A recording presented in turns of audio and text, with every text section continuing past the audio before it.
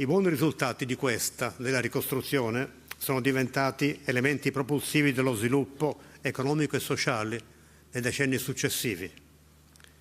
L'economia del Nord-Est, nel suo complesso, agevolata anche dall'essere più inserita nelle vie di comunicazione verso il centro del continente, ha avuto nel Friuli uno dei suoi motori più attivi e determinanti.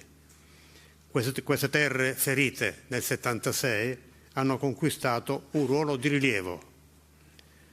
Quel che ha fatto seguito alla tragedia di 50 anni or sono conferma che il futuro dipende da noi, che l'esito della storia non è mai scontato, ma è affidato alla responsabilità e alle scelte di persone e comunità. Un insegnamento qui manifestato in Friuli che vale sempre.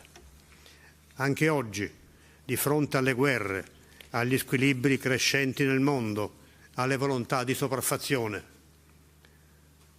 Ricorrono in questo 2026 160 anni dalla riunione all'Italia del Veneto e dello storico territorio del Friuli.